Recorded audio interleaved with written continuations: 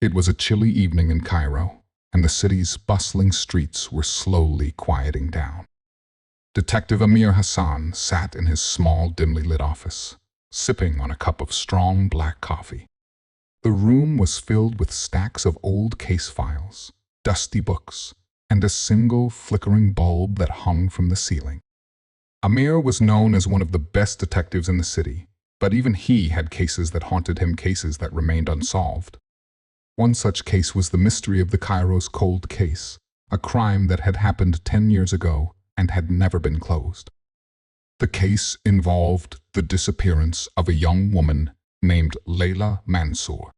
Layla was a talented artist who had vanished without a trace from her apartment in the heart of Cairo. The police had searched for months, but found no clues. Her family had given up hope, and the case was eventually forgotten by everyone except Amir. That evening, as Amir was about to leave his office, there was a knock on the door. A tall, nervous-looking man entered. He introduced himself as Kareem, Layla's younger brother. "Detective Hassan," Kareem said, his voice trembling, "I need your help. I think I found something about my sister's disappearance." Amir gestured for Kareem to sit down. "Tell me everything," he said. Kareem explained that he had been cleaning out their family home when he found an old journal belonging to Layla. In the journal, Layla had written about a secret project she was working on, a series of paintings that revealed hidden truths about powerful people in Cairo. She had also mentioned feeling scared and being followed in the days before her disappearance.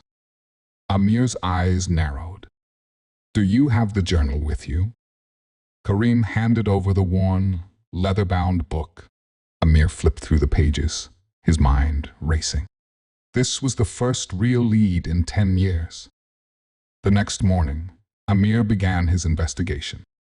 He started by visiting Layla's old apartment, which was now occupied by a young couple. They allowed him to look around, but the place had been completely renovated, and there was no trace of Layla's presence.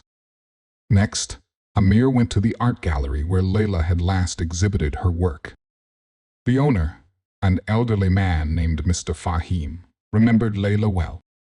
"She was a brilliant artist," Mr. Fahim said, "but she was also very secretive about her work. She told me she was working on something big, something that would shock the city." "Did she ever mention feeling threatened?" Amir asked. Mr. Fahim hesitated.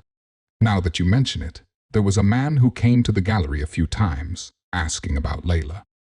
He seemed suspicious.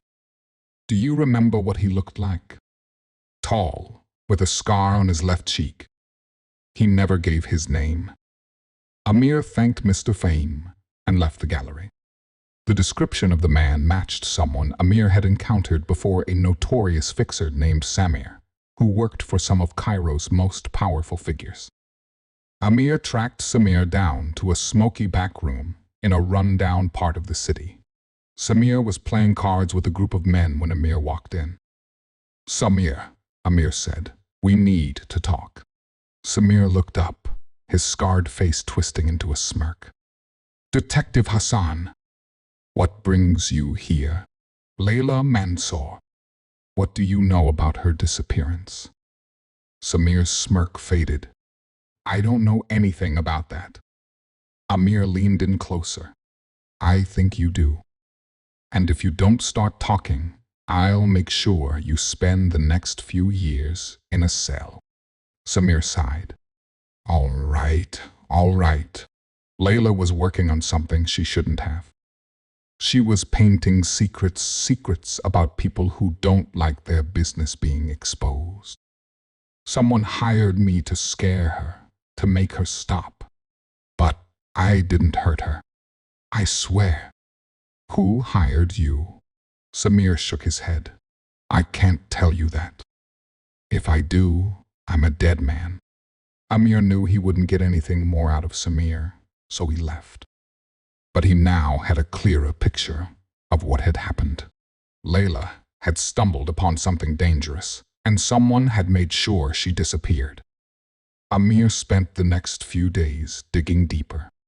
He discovered that Layla had been working on a series of paintings that exposed corruption among Cairo's elite. One of her paintings had even hinted at a secret deal involving a high-ranking government official. Amir decided to confront the official, a man named Minister Khalid. He arranged a meeting under the guise of discussing a different case. "Minister Khalid," Amir said, "I've been investigating the disappearance of Layla Mansour. I believe you might have some information."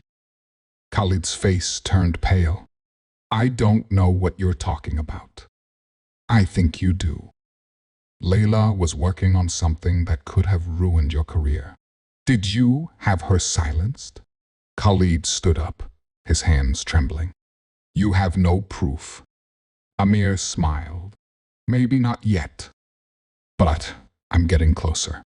As Amir left the meeting, he knew he was on the right track. But he also knew he was in danger.